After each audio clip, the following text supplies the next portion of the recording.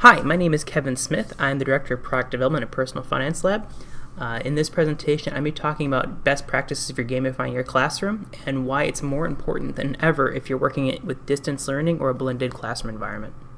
So a little bit of background about me. My background is in economics. I was a researcher in game theory before I joined Personal Finance Lab, and I've been working with both the Personal Finance Lab team and the rest of, and all the teachers we work with to basically identify the best ways to use game concepts to improve learning outcomes in the classroom. So I'm going to cover three main things.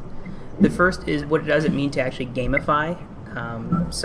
This is a big buzzword in education and everything else, and it has been for the last few years, and there's a lot of things that aren't necessarily true coming out from a lot of the popular media.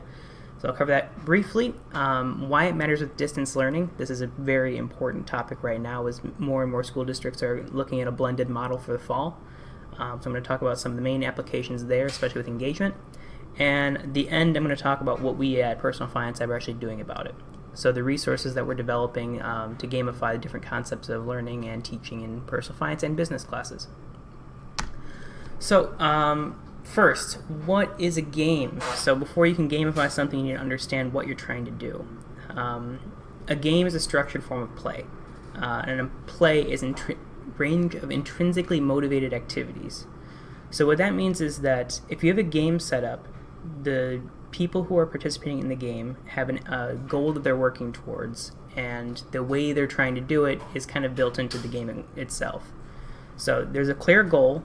The people who are in it intrinsically want to move forward. It's not something they're forced to do.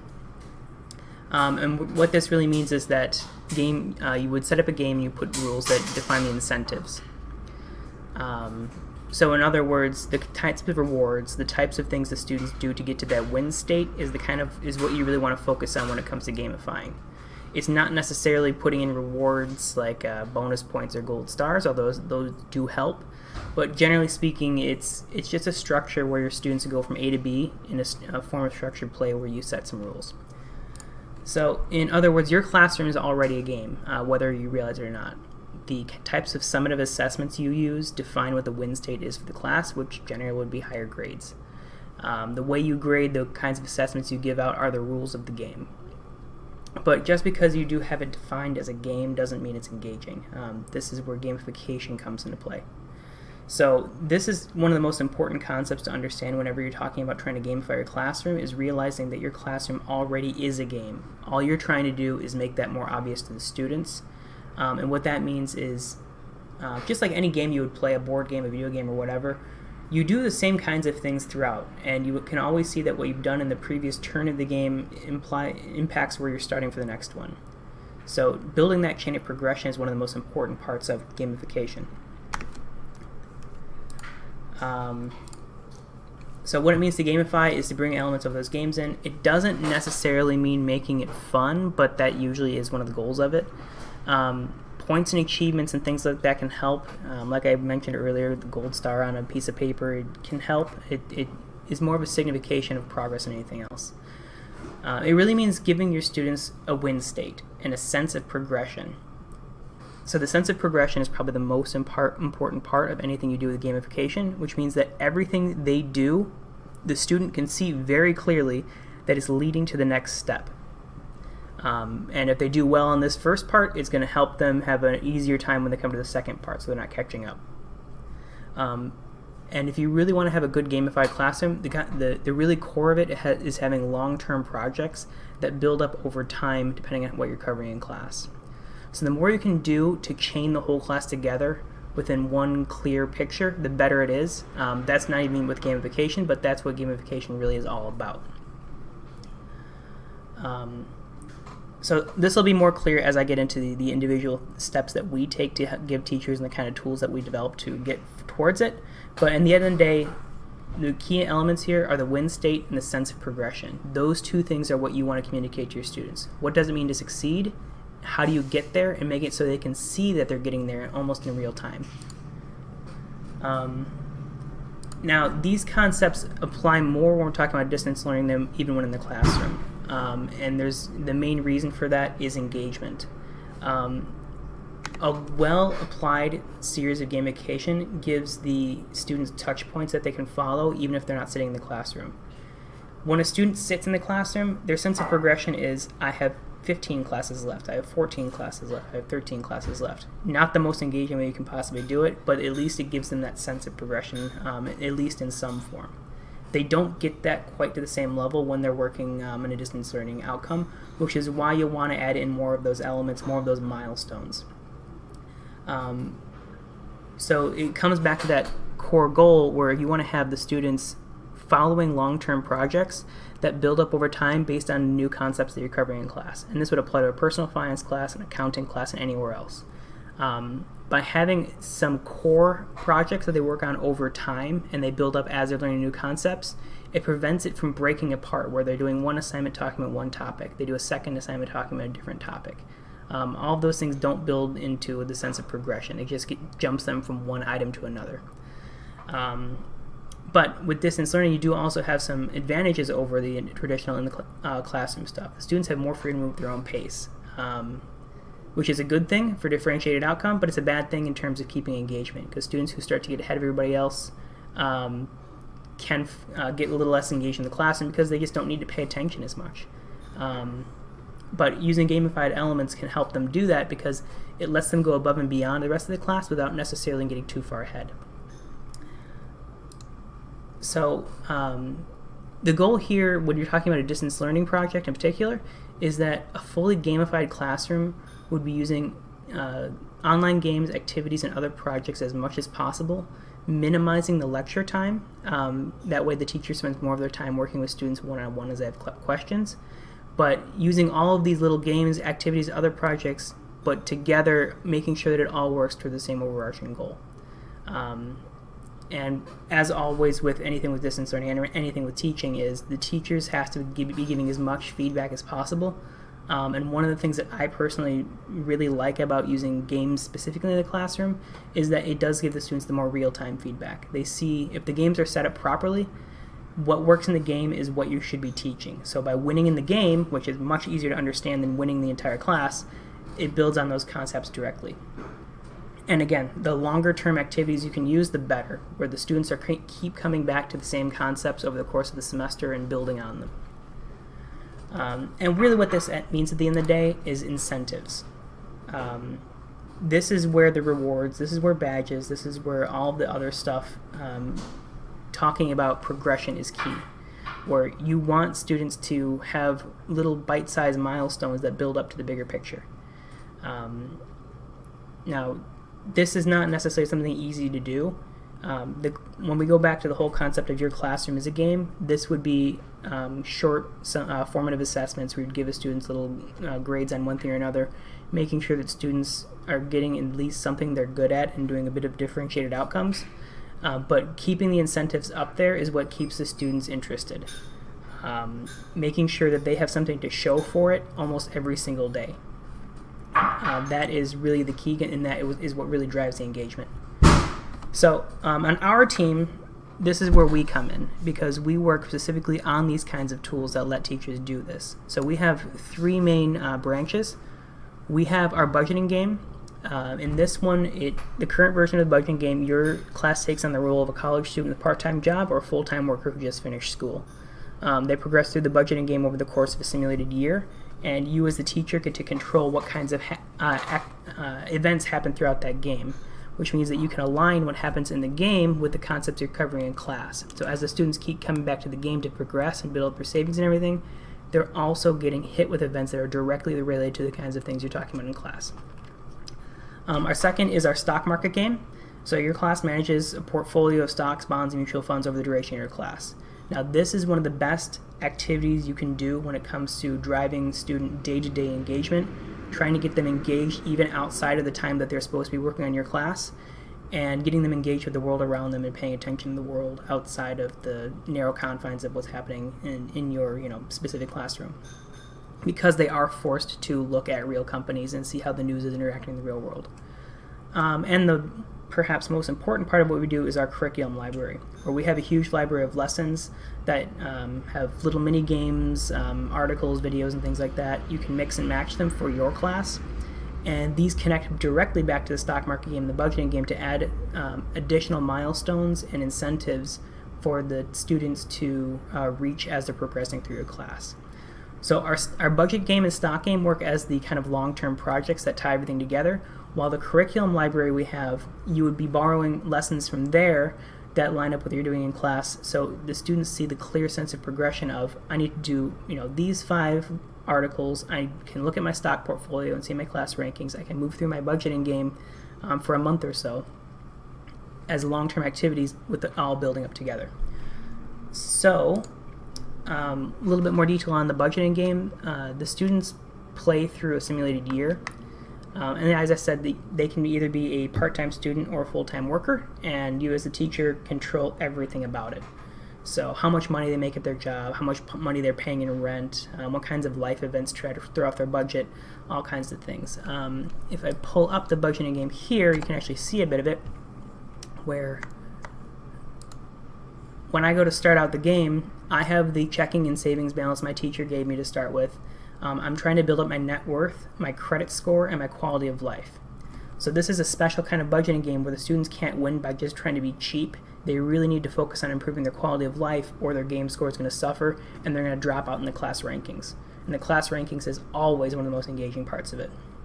So as a student, I'm choosing where I want to live, so how much do I want to pay for rent. I choose what kind of cable packages I want. I choose my cell phone plan and my grocery plan. So there's various levels they can choose here. What they choose will impact their quality of life as the game goes on. As they go through the game, there's mini lessons that pop up, inviting the students to learn a little bit more about concepts with credit and debt and personal finance. I happen to know the answer to this one already. Doing well in the game gives them that incentive. Their net worth improves, their checking balance gets easier, it all works out. As they move through the game, you can see here, on the 2nd of each month, my rent bill is issued. So my rent is due a week later. I need to make sure I pay that bill. There's quizzes built into it to get these students to get a little bit more, it quizzes them on personal finance and investing topics. At the end of each weekend, they're asked how they're going to spend their time, so they can earn more money at their job, they can spend time with their friends to improve their quality of life, they can take care of their chores, or they can study. When the students start their job after they've graduated school, how much they study determines how much money they make on that job. If the students don't take care of their household chores regularly, then their landlord will do an inspection and they're going to get a huge fine. If they don't work enough extra hours, then their boss might stop offering as much extra overtime, so they might have a harder time meeting their budgeting goals in months where money is tight. So every action the students take in the budgeting game has long-term impacts that go through the way the game will play out through the rest of the game.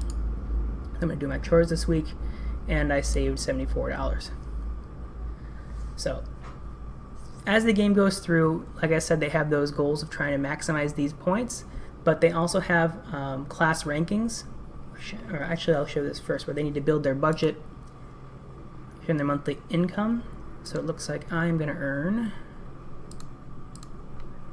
180 times 4 is $720.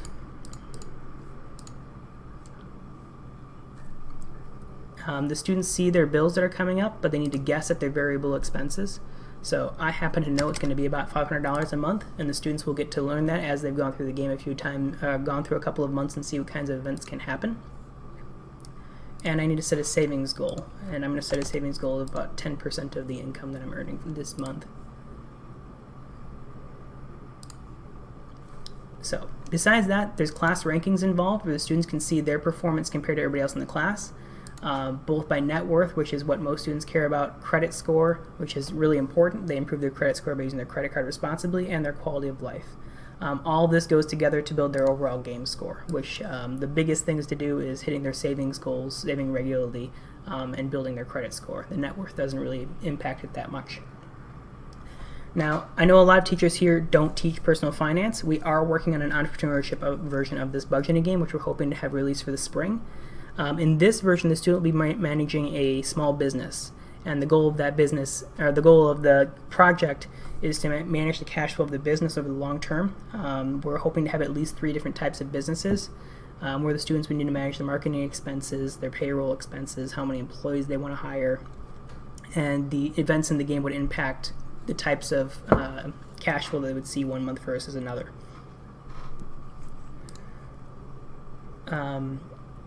Then our next stuff is a stock game. There's a ton of different settings, and the whole goal here is, again, it's a foundational activity. The students have the teachers have the students return to this repeatedly over the course of the semester. It's all a real-time stock game with real-time rankings. If I pull up my stock game portfolio right here, you can kind of see I have 3 stocks in my portfolio right now. We put a lot of time and effort to make sure that students have everything they need in one place. So for example, if I go to make a trade, I don't know the name of a company off the top of my head. I can start typing the name, and we give the company symbols that match. All the research tools are built right in. There's different types of charts they can look at depending on how much they know about stocks. Down here, who is this company, what do they do, company news, what's Wall Street analysts saying about this stock, their price history going all the way back to their IPO, financial statements, income statement, balance sheet, cash flow statement going back annually or quarterly, 20 years, and detailed quotes which have a lot more financial information. So any teachers teaching accounting and finance classes will get a lot more use out of the stock game than they might get the budget game. There's a ton of reports built into it. Students can see their transaction histories all the way through. If I place my trade here, it gives me my estimated cost. I am asked to make a note of why I want to buy this stock,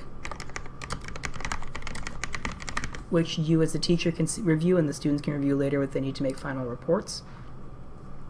And because it is a real-time game and the stock market is open, it appears in my portfolio right away. Students can see their portfolios as charts, as lists. They can get more information on each stock they're holding. There's news stories down here talking about what's happening in the world. And again, our rankings page is probably the most engaging part of this, where there's real-time rankings showing the students move over time. It looks like I haven't been added into it yet because I'm the teacher in this contest, and so I won't appear. But this all gets brought together with our curriculum library. And when I said that this is the important part of the building the incentives, this is really the key to it. We have over 300 lessons in our learning library, and you as the teacher would pick out which ones you want your students to do each week. So let's say I want my students to do the stock game tutorial stuff first. And then I want to go in and grab a few accounting lessons on the accounting cycle and jobs in the accounting sector. If I pull up some of these lessons, one of my favorites is the bonds article. You can see here that these lessons don't take too long. There's articles, videos. We use some infographics. We use some little short-term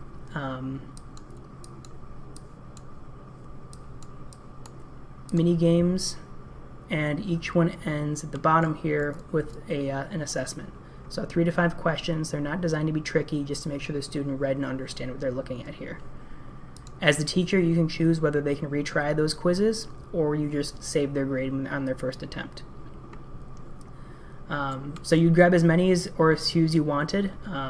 You can set your assignments up with their own start dates and due dates. You can make it so students need to finish one previous assignment before they start the next one. There's a lot you can do with them. And then as a student, when I go back into my portfolio here, both on the stock game or the budget game, you can see on the right side of the page I have an assignment that my teacher has set up for me, along with the countdown of how long it takes to complete.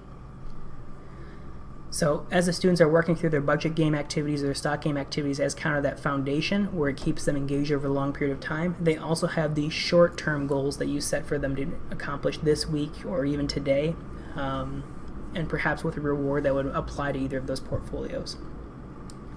Which goes to the last bit of what we do specifically to gamify this, is we have all kinds of stuff built in for students to reach a little bit farther. If I go back to the Personal Finance Lab, I have an achievements page where it has a bunch of stuff that's challenging students to do above and beyond the core stock concepts of the class. As I earn achievements, I can choose one to make active, which is going to appear throughout the site as my avatar. So for example, if I go back to my dashboard here, it'll pop up on the side. It appears on all the rankings pages. If I switch to my budget game and go to the rankings page here, I can click on this badge. It shows the badges that I've earned. I can click on any other students' badges to see what they've earned.